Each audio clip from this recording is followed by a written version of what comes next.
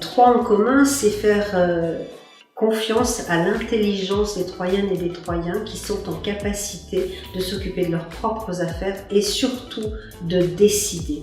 D'où l'importance de les interroger, d'où l'importance de les faire participer activement à toutes les décisions qui les concernent.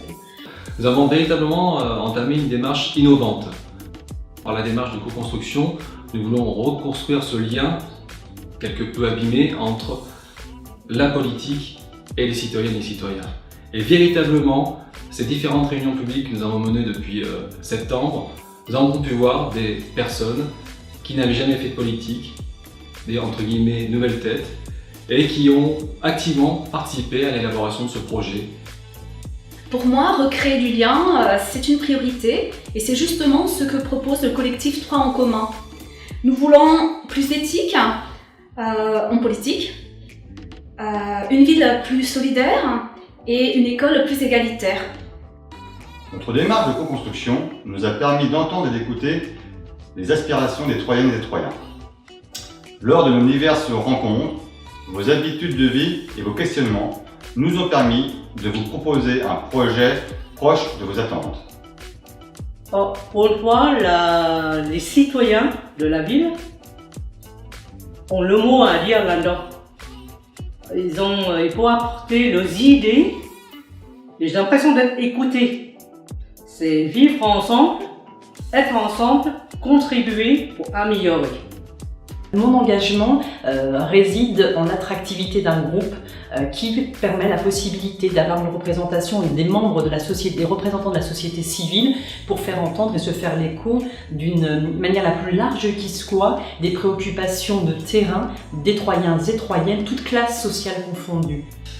Les ateliers de co-construction ont permis à différentes personnes de la ville de Troyes de discuter de différents sujets, autant sur la partie mobilité, écologie, etc.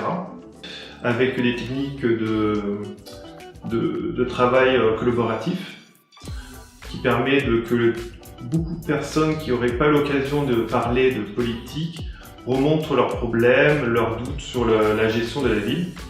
On a eu la possibilité d'extraire vraiment les besoins et de trouver des solutions pour ces différents sujets. Les habitants de Troyes sont les premiers concernés par leur quartier. Nous avons ainsi pu créer le projet à partir des remarques des habitants. Il est vraiment intéressant, c'est vraiment important pour eux qu'ils puissent faire des propositions. Ce qui est intéressant parmi ces personnes-là, c'est de pouvoir travailler en solidarité. On parle de co-construction, différentes idées qui viennent nous permettre surtout de recentrer les citoyens et l'humain au centre de nos idées. J'assiste dans les conseils de quartier en tant qu'élu à un simulacre de démocratie, dans le sens où le programme est décidé par le maire adjoint, l'ordre du jour décidé par le maire adjoint. Ce n'est pas public et c'est pas diffusé au niveau des habitants. Et quand je rencontre les habitants dans les quartiers, ils ignorent pratiquement l'existence de ces conseils de quartier. Donc c'est quelque chose qu'on veut profondément modifier.